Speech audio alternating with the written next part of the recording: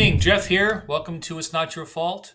I believe the fourth, and coming to you from my lair. And I've made a couple changes, as you see. No more music. I was told that was a little bit distracting, so trying to clean that up a little bit for us. And I centered my head into the screen so you can see my big bald head better. I'm working with a coach who told me that might be better, it's a little less distracting. So I'm making a couple different changes. Hopefully, they'll be a little more easier to watch. Again, thankful and grateful for everyone that's tuned in and watch my shows, my channels, and I do very much appreciate all the love and support. If you could leave a like down here somewhere, a little like button, maybe subscribe as well also, and leave me a comment. That'd be wonderful. Subscribe is wonderful. I'm up to 25,000. Wait, no, it's 25 subscriptions so far. And I'm very grateful for every one of them coming along. Again, this information may not be entertaining, but it's pertinent and it's important. I am not a content creator. I'm not an influencer. I didn't play one on TV and I didn't stay at a Holiday Inn Express last night. I'm just somebody who's trying to help people. And if I could help anyone, if I could help one person maybe find serenity in their life when in a very chaotic situation where they kind of feel like they're in quicksand, there is help out there and there is hope out there. So that's what I make these videos for, not to entertain anybody. It certainly isn't because I'm entertaining or fun to talk to or listen to or look at. I'm just, like I said, I'm just trying to help people. So we're going to go as long as we can go on this journey together, and hopefully we'll all learn together how to make sense of a nonsensical situation. Again, a couple different changes. I'm also going to, one of the ladies in my group mentioned to me Monday that it'd be helpful if I was to be a little shorter, which is the first time one's ever told me that before. I'm trying to condense these videos a little bit more for us so that they're not so drawn out. Again, unless you have an interest in this subject matter, popping your head in the door to see what we're talking about. This is not something that people are going to be just enraptured by. This is something that's deep and it's important and it's serious.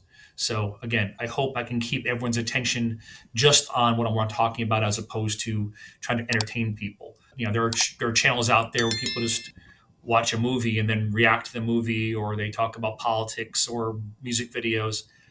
I'm talking about a subject that people don't want to talk about. People don't like to talk about, and people wish they didn't have to talk about.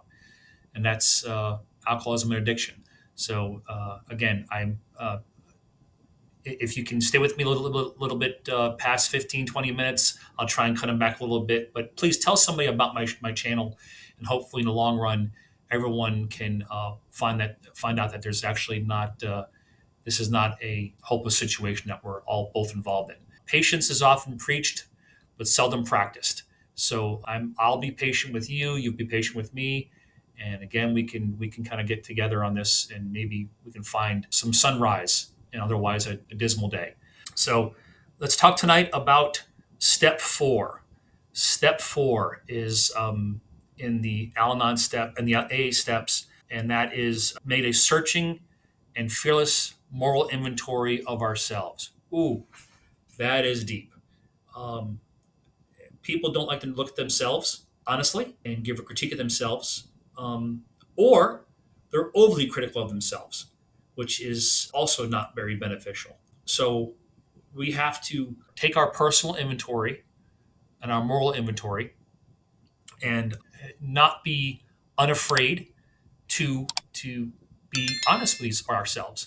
Because you're not honest with yourself, then what's the point? So honest with ourselves, to be critical of ourselves, and at the same time not overly critical to where we're finding flaws where there isn't any flaws, or finding fault where there isn't fault. And again, we have a habit of, as codependents and enablers, to feel like everything is our fault. It's all our fault. It's all because of us. If it wasn't for the fact that we weren't X, they wouldn't be Z. So we got to stop doing that to ourselves. Admitting our faults and our flaws is beneficial because, again, it's these steps all roll into each other. And you're going to see later on in later steps where admitting where you are doing something wrong, only, again, it's a cliche, but the only way you can ever fix anything or actually change your behavior is if you first address it. Is that right? Does that make sense? Why do we do the things we do? What's our agenda? What's our motive? Is our motive selfish? Are we doing what we're doing because we feel like somehow it's going to benefit us? Well, that's again, that's human nature. Why would we do anything that's going to negatively affect us? That makes no sense. Subconsciously, we all want to do things that will somehow either benefit us or at least not hurt us. Does that make sense? We have to ask ourselves, if we're taking a deep dive into our moral inventory, why we do what we do. And when it comes to enabling and codependency, I think, again, if you listen to my video last week, I think we do a lot of things we do with our loved one. Remember, not addict, not addict, not alcoholic, our loved one. If we do what we do with our loved one over and over and over again, it's because of the fact that we're trying to make ourselves feel good. Is it a selfish reason? Do we give our loved ones money or bail them out or help them when they're struggling with alcoholism or addiction because it somehow is going to benefit us? Well, how it benefits us is because it gives us peace. If we help our loved one that's battling their addiction, if we help them with a car payment, a phone bill, a bailing them out of jail, gives us peace, it makes us feel good. Well, then we're doing it for us. We're not doing it for them, we're doing it for us. And the craziness of this whole situation is doing something that would be the opposite of what they want, but will at the same time benefit them. Does it benefit us at all? Typically, no. In the long run, you would think that it does, but at first you think, this makes no sense to me. Why am I doing it? Make sure you understand the fact that you're looking at you're looking through a lens that's totally reversed now. You take your magnifying glass, look at a situation, and go, why is everything upside down? Because you're dealing with addiction, and everything is upside down with addiction. Fearless moral inventory, admitting our faults. Are we an enabler? Are we codependent? No one wants to admit that. No one wants to admit that they are. I would hazard to guess that you're tuning into this channel because you probably think you are, and we all are starting out thinking we're doing the right thing. But does that make you a bad person? Does helping your loved one make you a bad person? No, it makes you a human being. And it makes you a loving human being. The dichotomy is when you're helping somebody who's battling addiction, when you help that person, at the same time you're also negatively hurting them because of the fact that you're not letting them hit their rock bottom, not letting them fail, not letting them get humiliated. It sounds crazy, but it's true. One of the great motivators of anything worth doing, one of the great motivators is pride and not wanting your pride to get hurt. And we as enablers don't want to see our pride get hurt. So we try to make things even. We try and make things all kind of make sense. But when you take a personal look inside yourself and go, why am I doing what I'm doing? Well, a lot of, like, speaking personally, I would do what I did with my loved ones because I wanted to have the appearance of peace in my family. I wanted everyone to think that everything was okay. I wanted to put the band-aid on the boo-boo. And how I did that was I would pay the bill. I would fix the dent in the car. I would virtually everything. We've all done it. Again, this disease doesn't pick and choose. We're not unique. All of us watching these channels, every one of you watching, definitely you, for definitely you. We're all the same crazy. We're all a little bit crazy down here. We do the same things over and over and over again, thinking that somehow that we're going to fix them this time. When in actuality, all we're doing is hurting them because we're not letting them hurt themselves, humiliate themselves, be embarrassed, and hit rock bottom. So does that make us a bad person? Of course not. Absolutely not. But at the same time, don't be so hard on yourself to where you feel like everything is your fault. The reason why their life is in such chaos and they're in the quicksand is because you pushed them in there. No.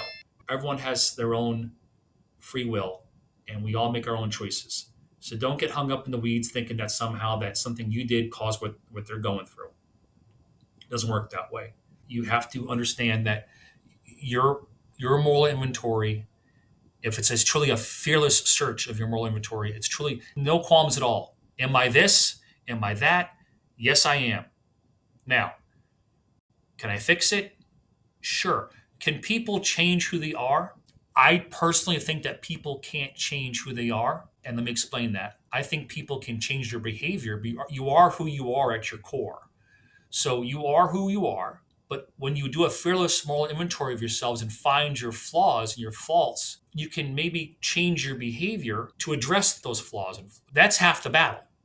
Half the battle is finding your flaws, addressing your flaws and your faults, and trying to change your behavior of them. I'm always going to be a bald guy, but I can always go and buy a toupee and put it on. Does that change the fact that I'm bald? Nope. I just change my behavior. I change my appearance. You are who you are at your core. Okay, we are who we are. It's addressing your flaws and your faults and making this changes and adjustments to your being to where you can be aware of them and stop making the same mistakes over and over again.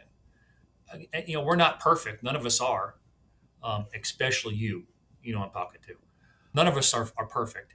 So, with that in mind, if you can stop being so hard on yourself all the time and beating yourself up. And I've been to so many meetings where I've had to pass out tissues and I've had to listen to people cry and talk about how this is all their fault.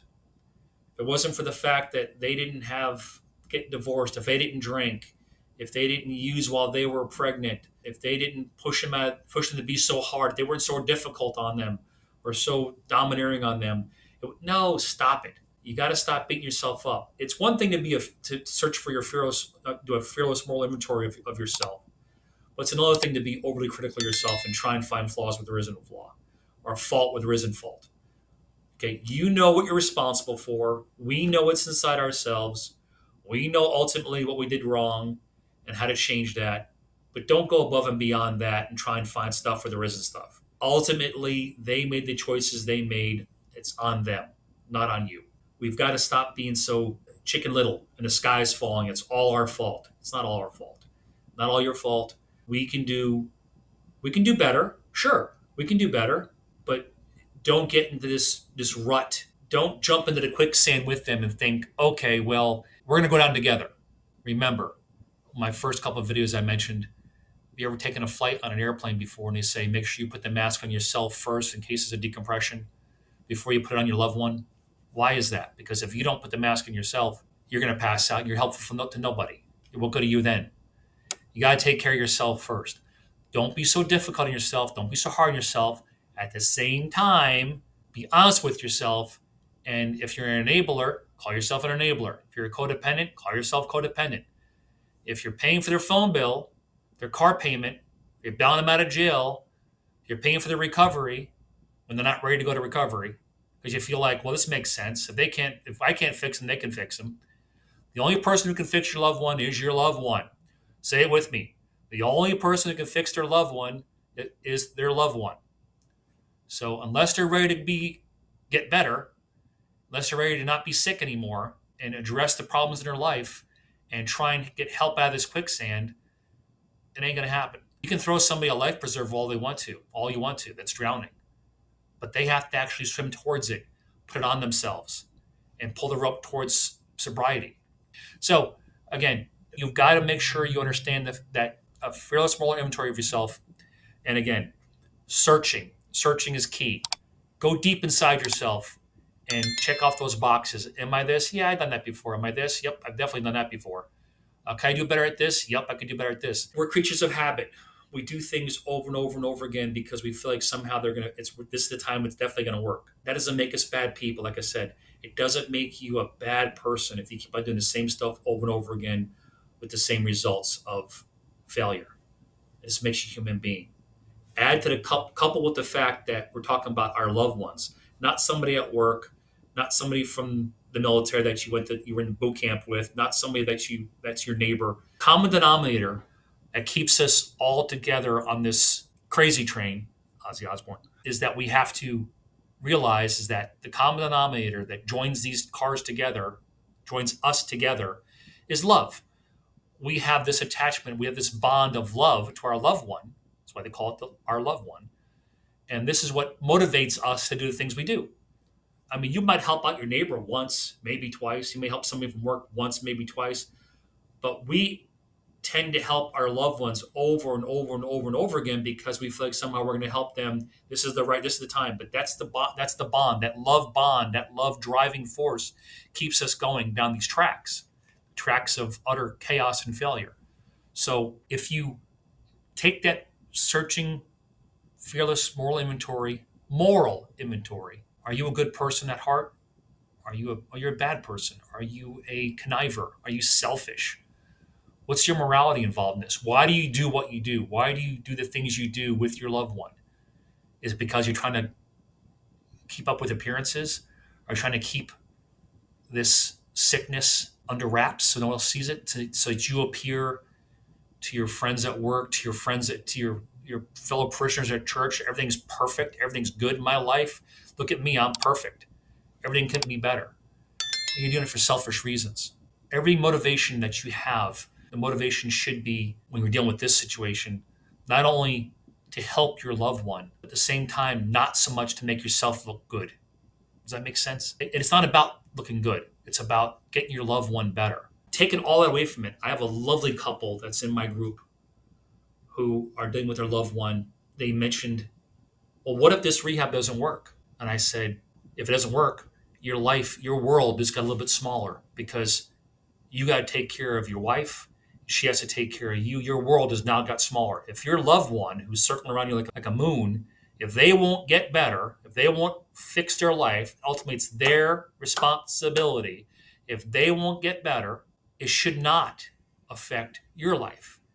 You got to keep on the beam. You have to keep your world. You have to keep your gravity. You have to keep your orbit spinning smoothly with your spouse, with your girlfriend, husband, boyfriend, whatever.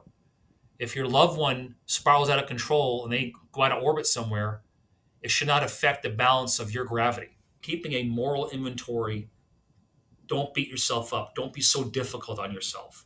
We have this habit of being so critical of ourselves, and it shouldn't be that way. Be sincere, be realistic, but nothing you did caused that. It didn't. Remember what I said a couple of videos ago. The only thing you control, action wise, morality wise, spiritually, is from this layer of skin in. That's it. That's the only thing you control. Everything else is someone else's responsibility. Certainly isn't yours. So what do? Well, it's redundant. I'm going to say the same things over and over and over again until they get through. Give it up to your higher power. Whoever your higher power is, give it up to your higher power because you are not qualified. I'll say it again. You aren't qualified to save your loved one or push them into sobriety. You're not qualified. Stop trying. It's never going to happen. They're the only ones qualified to help themselves. Kicking and screaming is just that. Kicking and screaming unless they're ready to go ahead and address their problem. Get to the point of where you realize that no matter what happens to them, you got to be good. Keep yourself good. Keep yourself on the beam. Keep going to your meetings. Get a sponsor. Become a sponsor. Work your steps. Pray. Meditate. Do the things you know you're supposed to do. Again, patience. We're not very patient beings. Patience is often preached, but rarely practiced. And that's true in my life too. I want things now. I'm tired of waiting for them to get better. You know what? It doesn't work on your schedule. It doesn't. It never will. Get yourself better. Everything else will work itself out. And there's a possibility. There's a very good possibility they'll never get better. There's a possibility you may lose them one day, but you can't lose yourself. And that person you live with, your husband, wife, boyfriend, girlfriend, brother, sister, daughter, son, the ones that aren't battling the addiction, they're battling serenity with you. They're worth fighting for also. Keep them close. It's hard to battle this disease, this craziness, especially if you're a husband and wife, husband and boyfriend, boyfriend, girlfriend. It's hard to battle this sickness alone or if you're not on the same page together. Your ships have to steer in the same direction. If you have a husband and wife, the husband is committed to serenity, but the wife is still veering away, thinking that she can fix the loved one. This little gold band won't hold this together. Those two ships won't. They'll still part. Okay, you got to remember that you guys have made a commitment to each other first before you had children. You made a commitment to each other. Commit to each other. Stay together with each other, and work together on staying, maybe not sane, but less crazy. Little crazy, little sane. Sanity is overrated sometimes. God bless you. Keep coming back. It works if you work it. Say a prayer tonight for the prayer list. There are people in this world no one prays for. They need your prayers too. The nameless, faceless people that live in the shadows or live in, they're shut ins that live by themselves. Say a prayer for them. Let God know, let your higher power know that you care for them as well. And by all means, keep coming back. We can do this together. I trust you. I believe in you. Together we can get this craziness less crazy. Have a good evening, and I'll see you next week. Tell somebody about me, please. Show them the website and tell them to subscribe and like and comment. Love you guys. I'll see you next week.